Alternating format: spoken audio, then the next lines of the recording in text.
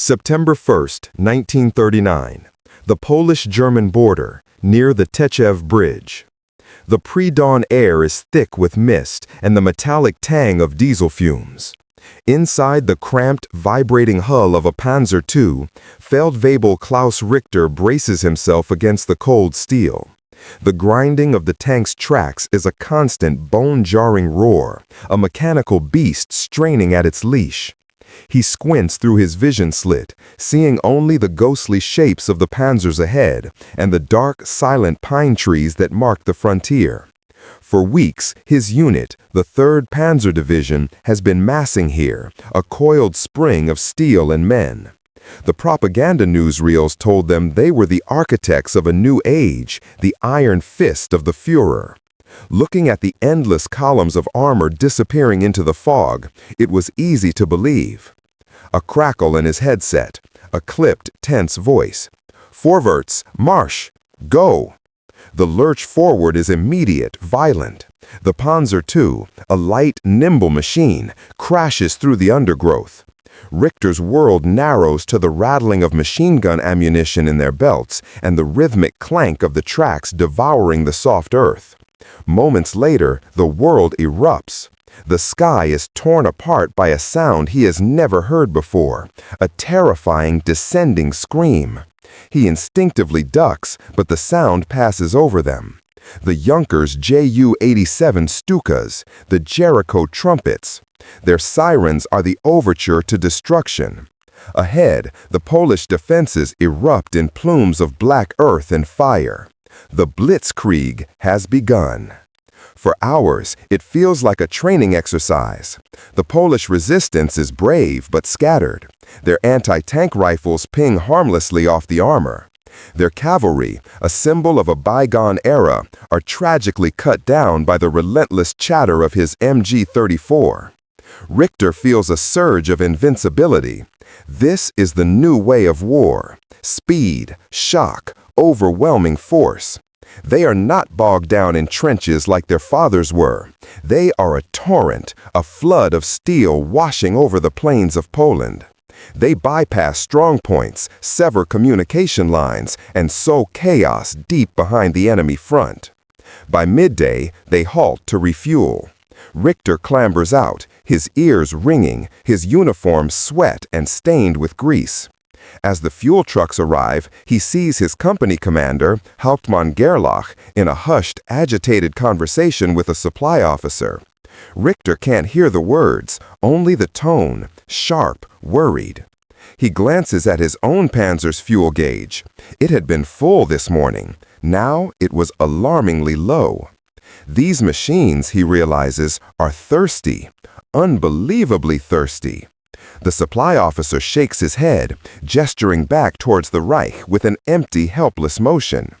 Gerlach slams a leather-gloved fist against the side of a truck, his face a mask of frustration.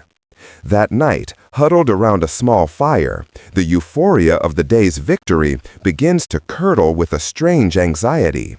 The speed of their advance is astonishing, but it's stretching their supply lines to the breaking point. The whisper among the NCOs is that they are outrunning their own fuel and ammunition. How can this be? They are the mighty German Wehrmacht. The Führer promised them a war machine that would last 1,000 years. What Feldwebel Richter cannot know is that his personal fuel gauge is a microcosm of the entire German state. He is riding the tip of a spear with a hollow shaft. While propaganda reels in Berlin show him as an unstoppable Aryan knight, the truth lies hidden in the locked files of the German High Command. In a secret memorandum written just weeks before this invasion, General Karl Heinrich von Stolpnagel, the quartermaster general, delivered a chilling assessment. Germany's stocks of rubber were so low they could sustain active operations for no more than 3 months. Their reserves of motor fuel would be completely exhausted in a matter of weeks. The Third Reich, the terrifying military juggernaut poised to conquer Europe, was entering the largest conflict in human history with an almost empty tank. The war machine, so terrifying from the outside, was already running on fumes. August 4th, 1914. A train station in Essen, the heart of Germany's industrial Ruhr Valley. The air is thick with coal smoke and the scent of steel. It's a smell that Konrad Schmidt has known his entire life. He stands on the packed platform, a new gray wool uniform on his back, a formidable Gewehr 98 rifle slung over his shoulder. He is 20 years old, a former apprentice at the Krupp Steelworks, and he is now a musketeer in the German 8th Infantry Regiment. All around him is a scene of immense, disciplined power. Train after train, as far as the eye can see, is lined up, steam hissing from their engines. They are not the light, fast trains of a gambler's army. They are heavy, ponderous freight trains laden with the instruments of a long and brutal war. One carries field guns, the Krupp 7.7 centimeter Feldkanone 96, thousands of them, their barrels gleaming. Another is loaded with shells, perfectly stacked crates of high explosives. A third carries pontoons for bridging rivers. There is no sense of shortage, no whispered anxiety about supplies. The feeling is one of overwhelming, inexhaustible might. Konrad looks at the stamp on his rifle's receiver. Krupp, 1914. The factory where he once worked, the largest industrial complex on the planet, is churning out the tools of this war on a scale the world has never seen. This is the Imperial Germany of Kaiser Wilhelm II. Not a state built on dazzling propaganda and desperate gambles, but an industrial colossus. In 1914, it is the second largest economy on Earth, surpassed only by the United States. Its chemical industry leads the world, capable of pulling nitrogen from the air thanks to the Haber-Bosch process, ensuring a limitless supply of nitrates for both fertilizer and explosives. It is the world's leader in steel production, its factories in the Ruhr dwarfing anything in Britain or France. Unlike Hitler's Reich, which is critically dependent on imported oil from Romania and rubber from the Far East, the Kaiser's Germany runs on its own vast reserves of coal. It is a self-contained engine of war. When Konrad's train finally lurches forward, joining the great gray river of men flowing west towards Belgium and France, he feels he is part of something permanent, something solid. The Schlieffen Plan, the strategy to knock out France in 6 weeks, is a bold maneuver, but it is backed by an industrial base capable of sustaining a conflict for years if necessary. The mobilization is a marvel of Teutonic efficiency. Millions of men, horses, and guns are moved to the front with the precision of a clockmaker. There are no frantic worries about outrunning fuel lines, because the army moves on oats and iron rails, resources Germany possesses in abundance. You could feel the difference in the very equipment. Konrad's uniform is made of high-quality wool. His leather boots are thick and well-made. His rifle is a masterpiece of industrial manufacturing, robust and accurate. Compare this to the Wehrmacht of 1939. Hitler's soldiers would later be plagued with shoddy ersatz materials, uniforms that disintegrated in the Russian winter, boots made with synthetic materials that cracked and failed. While the Panzer divisions of 1939 presented a terrifying image of modern warfare, they represented only a tiny fraction of the army. Over 80% of the Wehrmacht was still horse-drawn, an uncomfortable fact carefully omitted from the newsreels. The Kaiser's army of 1914, while less mechanized, was far more homogeneous in its power, a solid wall of industrial strength. Konrad Schmidt, standing in his packed railway car, feels no doubt. He is a cog in the greatest machine ever built. He does not know the horrors of trench warfare that await him, the years of stalemate and slaughter. But he and his comrades are the products of a true superpower, an empire of steel and coal that could realistically challenge the entire world and fight it to a standstill for 4 long years. The question that history must answer is not how Hitler's Germany was so strong, but how in just 1 generation it had become so tragically, deceptively weak. The foundation had been swapped out. The solid granite of the Kaiser's industrial state had been replaced by something else, something glittering, impressive, and utterly fraudulent. Berlin, 1935. The Reichsbank headquarters. The air in the cavernous office is still, heavy with the scent of old paper and cigar smoke. Dr. Hjalmar Schacht, president of the Reichsbank and Minister of Economics, leans over a polished mahogany table. He is a severe man, with a high, starched collar and an expression of perpetual disapproval. Across from him sits Hermann Göring, his fleshy frame squeezed into a flamboyant uniform, his eyes gleaming with impatience. The Nazi regime is rearming at a furious pace, but it is facing a catastrophic problem. It is broke. Utterly, completely broke. The country has no foreign currency reserves, its gold is nearly gone, and international credit is non-existent. Schacht explains his solution, his voice dry and precise.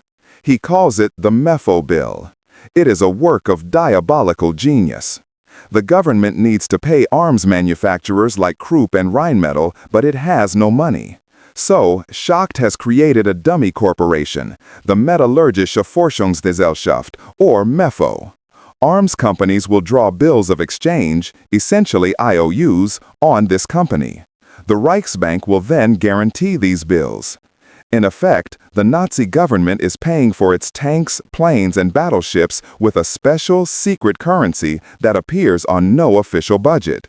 It is a massive, off-the-books accounting fraud, a government-sponsored Ponzi scheme. Göring, who understands little of economics but everything of power, grins. So we are printing our own money to build our army? In a manner of speaking, Field Marshal, Schacht replies, a flicker of contempt in his eyes. But it is a temporary measure. It is a house of cards. These bills will come due. In 5 years, the state will have to redeem them, and the sum will be astronomical. This is not a sustainable path. It is a path to hyperinflation and total economic collapse. But the Führer doesn't care about 5-year plans, only about immediate power. The Mefo bills work like magic. The illusion of the Nazi economic miracle is born. Factories hum back to life. Unemployment plummets. On the surface, Germany is a phoenix rising from the ashes of the Great Depression. The world watches in a mixture of awe and fear as new autobahns slice across the country and the magnificent machines of the new Wehrmacht parade through Berlin. But beneath the surface, the poison of Schacht's scheme is spreading. The debt is ballooning to insane levels, a secret held by only a handful of men. By 1938, Schacht is frantic. He sends memorandum after memorandum to Hitler, warning him that the system is at its breaking point. The Mefo bills are coming due. The state has no way to pay. The only way to acquire the necessary capital and resources is through plunder. The rearmament was not building a machine for a future war. It was creating a crisis that only war could solve. The Nazi economy is not a war economy. It is a gangster economy. It must loot to survive. You see this in every major foreign policy move. The Anschluss with Austria in March 1938 is celebrated as the unification of the German people. In reality, it is a bank heist. The first thing the Gestapo does upon entering Vienna is to seize the Austrian National Bank's 78 tons of gold. This gold doesn't go to the German people. It goes to pay off the looming Mefo bills and purchase critical raw materials from abroad. The invasion of Czechoslovakia is the same story. The Czech army is formidable, but its industry and its gold reserves are what Hitler truly needs. This is the dirty secret. The Kaiser's Germany went to war in 1914 because of a complex web of alliances, imperial ambition, and military doctrine. It was a choice made from a position of immense strength. Hitler's Germany goes to war in 1939 because it has no other choice. The fraudulent financial house of cards Schacht built is about to collapse. The invasion of Poland is not just the first act of a planned conquest. It is a desperate armed robbery to seize resources and kick the can of economic ruin a little further down the road. The entire regime is living on borrowed time and stolen goods. The Blitzkrieg is not just a military tactic. It is the economic model of the Third Reich. Scapa Flow. Orkney Islands, June 21, 1919. From the deck of a British warship, a young naval officer watches a sight of apocalyptic grandeur. The German Imperial High Seas Fleet, the pride of the Kaiser and the terror of the Royal Navy, is dying. 74 warships, interned here after the armistice, are scuttling themselves on the orders of their commander, Rear Admiral Ludwig von Reuter.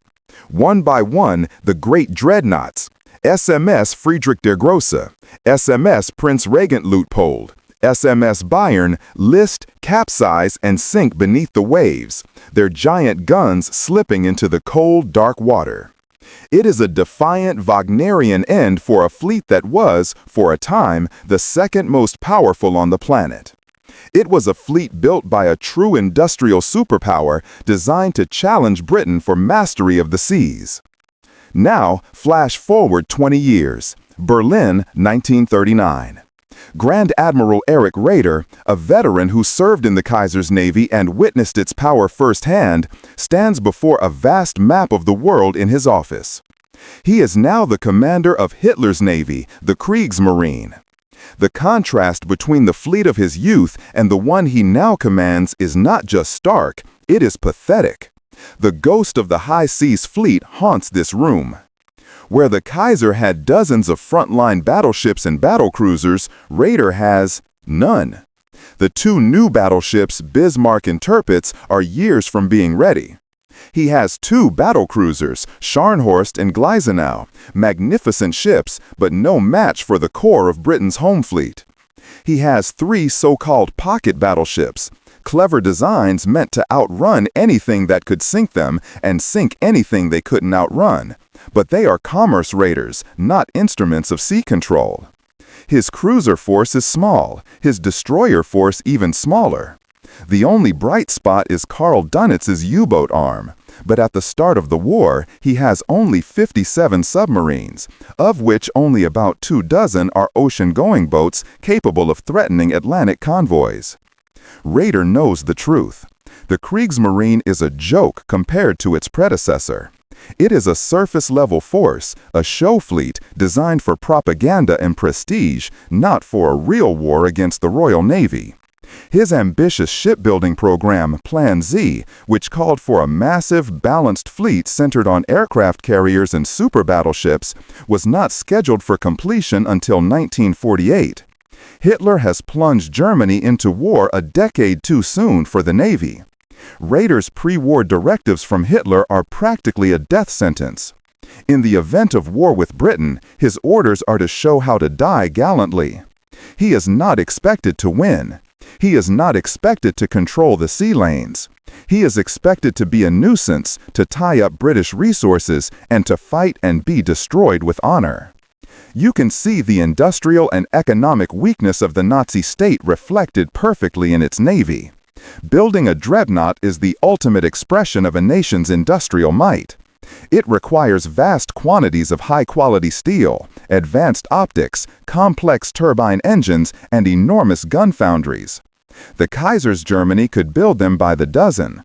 Hitler's Germany, running on a fraudulent economy and starved for resources, could barely manage to build a handful. It poured its limited resources into the Army and the Air Force, the tools of its smash-and-grab blitzkrieg strategy. A navy is the tool of a long-term global power, something the Third Reich, for all its rhetoric, could never truly be. As the war begins, Raeder is forced to use his few precious ships like a chess player with only a few pawns and a knight against an opponent with a full board. He must rely on surprise, on commerce raiding, on daring sorties into the Atlantic. But he can never hope to meet the Royal Navy in a decisive fleet action like the Battle of Jutland.